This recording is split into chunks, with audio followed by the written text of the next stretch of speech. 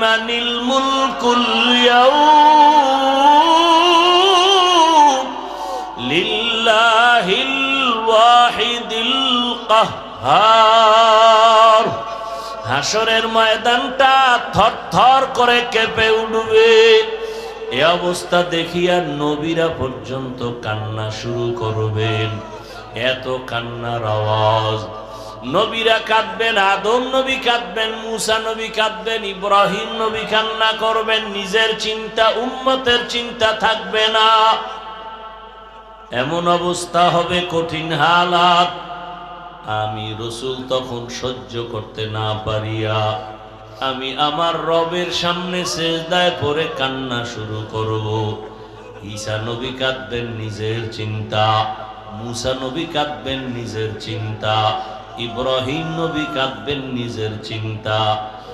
দাউদ নবী কাঁদবেন, নিজের চিন্তা। আদম নবী কান্না করবেন, নিজের চিন্তা।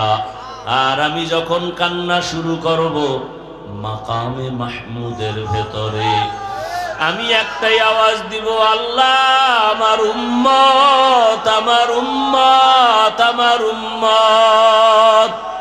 আমার একটা উম্মত জাহান্নামে গেলে আমি জান্নাতে যাব না। ও আয়েশা, আমি তখন আমার উম্মতের চিন্তায় কান্না করব। এখন আমি উম্মতের চিন্তায় কান্না করি। ও নবীর আশেক বাবারা, ও যুবকেরা, তোমার মতো কত যুবক চাকরি করে, ব্যবসা করে, নামাজ ছাড়ে না, লেখাপড়া করে, নামাজ ছাড়ে না। জেনারেল লাইনে তুমি কেন পারবা না? এখনো সময় আছে, তওবা করে নেও। মরিয়া গেল আর নামাজ ছাড়বা না, দাড়ি কাটবা না, বেপরদায় চলবা না, মা বাবার সাথে বেয়াদবি করবা না, শিক্ষকের সাথে বেয়াদবি করবা না। ওলামায়ে কেরামের দোয়া পরামর্শ নিয়া নবীর আদর্শ মেনে চলবা। আল্লাহর কাছে তওবা করো, জীবনে তো গুনাহ কম করো নাই।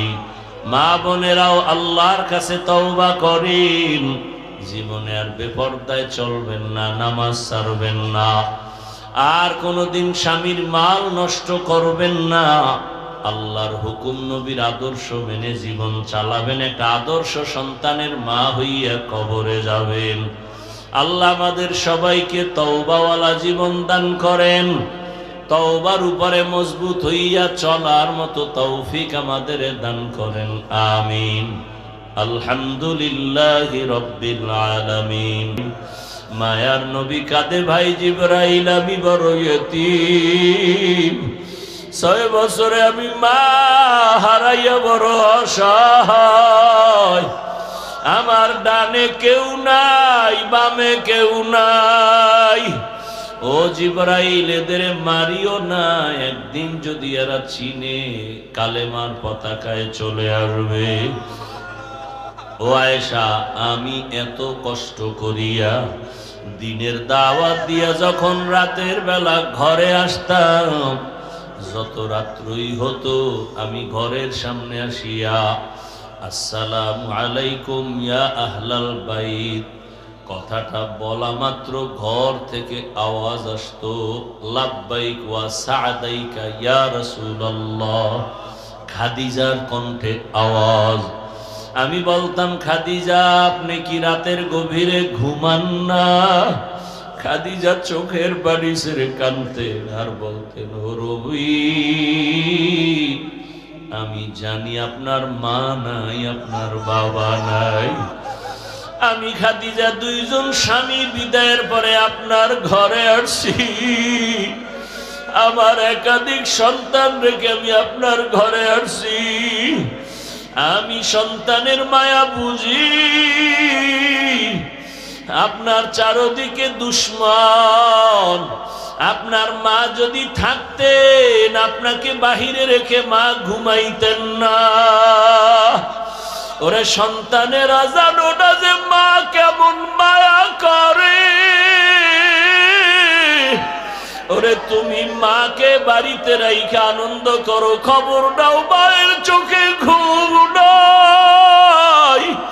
ওরে বাবারে কবরে রাইখা যারা আরামে ঘুমাও, ওই বাবার কবরের কি হালাত। ও সন্তানেরা, বাবা যারা হারাইছো, দুই বুড়া চোখের পানি ছেড়ে কাঁদো আর আমার মালিকের দরবারে দোয়া করো। আল্লাহর কাছে চোখের পানি ছেড়ে বাবার জন্য দোয়া করো। ওই মায়ের ঋণ আদায় করা কোনোদিন সম্ভব হবে না। ওই মা তোমার আমার জন্য কত কাঁদলেন, চোখের পানি ছাড়লেন আর কষ্ট করলেন। ওই মা বাবার চোখের পানি আর দোয়া ছাড়াই চেয়ারে বসতে পারি নাই। ওই মা বাবার চোখের পানি আর দোয়া ছাড়া তুমি টাকা পয়সা বাড়ি গাড়ির মালিক হতে পারো নাই। ওই মা বাবারে কবরে রাখিয়া নিষ্ঠুরের মতো কেমনে ঘুমাও? ওই মা বাবার জন্য কি মায়া হবে না রে নিষ্ঠুর? ওই মা বাবার চেহারাটাও কি মনে পড়ে না? ওই মা বাবার কথা মনে পড়লে চোখের পানি ধরে রাখা যায় না। রহমতের নবী কান্না করে, ও আয়েশা আম্মা জান, চোখের পানি ছেড়ে কান্না করেন। নবী বলেন, খাদিজা আমাকে সান্ত্বনা দেয়, ইয়া রাসূলুল্লাহ আপনি যতক্ষণ বাহিরে থাকেন আমি অপেক্ষায় থাকি কখন আসিয়া ডাক দিবেন। আমি যদি ঘুমায় যাই আপনি বাহিরে কষ্ট পাবেন, আল্লাহ বেজার হয়ে যাবে।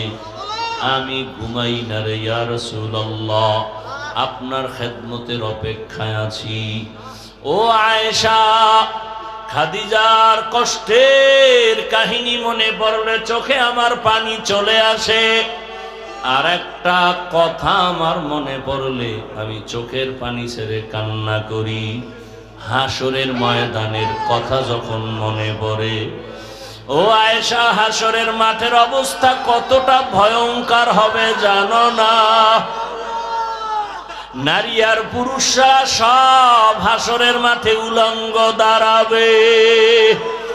সূর্যটা মাথার উপরে নেমে আসবে। সূর্যের গরম তাপে মাটির জমিনটা তামা হয়ে যাবে। গুনাহগার নাফরমানের মাথার মগজগুলো ভাতের মারের মতো ফুটতে থাকবে। আরে জাহান্নামেরও আওয়াজ, হাসরের ময়দানে জাহান্নাম চিল্লাইবার বলবে, ও আল্লাহ বেনামাজি গুলো কই?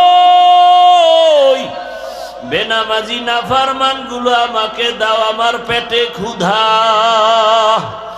আরে আয়েশা, সেদিন কি উপায় হবে? জাহান্নামের আওয়াজে হাসরের ময়দানটা থরথর করে কেঁপে উঠবে।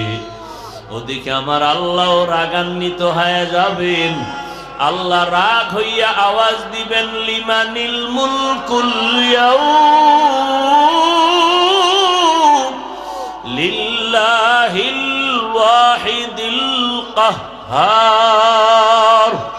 হাসরের ময়দানটা থরথর করে কেঁপে উঠবে। এ অবস্থা দেখিয়া নবীরা পর্যন্ত কান্না শুরু করবেন। এত কান্নার আওয়াজ। নবীরা কাঁদবেন, আদম নবী কাঁদবেন, মুসা নবী কাঁদবেন, ইব্রাহিম নবী কান্না করবেন। নিজের চিন্তা, উম্মতের চিন্তা থাকবে না। এমন অবস্থা হবে, কঠিন হালাত। আমি রসুল তখন সহ্য করতে না পারিয়া আমি আমার রবের সামনে সেজদায় পড়ে কান্না শুরু করব। ঈসা নবী কাঁদবেন নিজের চিন্তা, মুসা নবী কাঁদবেন নিজের চিন্তা, ইব্রাহিম নবী কাঁদবেন নিজের চিন্তা, দাউদ নবী কাঁদবেন নিজের চিন্তা, আদম নবী কান্না করবেন নিজের চিন্তা। আর আমি যখন কান্না শুরু করব, মাকামে মাহমুদের ভেতরে আমি একটাই আওয়াজ দিব, আল্লাহ আমার উম্মত, আমার উম্মত, আমার উম্মত। আমার একটা উম্মত জাহান্নামে গেলে আমি জান্নাতে যাব না। ও আয়েশা, আমি তখন আমার উম্মতের চিন্তায় কান্না করব। এখন আমি উম্মতের চিন্তায় কান্না করি। ও নবীর আশেক বাবারা, ও যুবকেরা, তোমার মতো কত যুবক চাকরি করে, ব্যবসা করে, নামাজ ছাড়ে না, লেখাপড়া করে, নামাজ ছাড়ে না, জেনারেল লাইনে তুমি কেন পারবা না? এখনো সময় আছে, তওবা করে নেও। মরিয়া গেল আর নামাজ ছাড়বা না, দাড়ি কাটবা না, বেপরদায় চলবা না, মা বাবার সাথে বেয়াদবি করবা না, শিক্ষকের সাথে বেয়াদবি করবা না, ওলামায়ে কেরামের দোয়া পরামর্শ নিয়া নবীর আদর্শ মেনে চলবা। আল্লাহর কাছে তওবা করো, জীবনে তো গুনাহ কম করো নাই।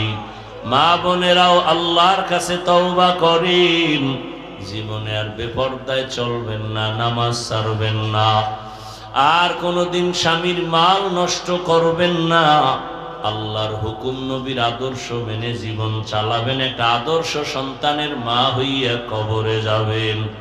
আল্লাহ আমাদের সবাইকে তওবাওয়ালা জীবন দান করেন, তওবার উপরে মজবুত হইয়া চলার মতো তৌফিক আমাদের দান করেন, আমিন।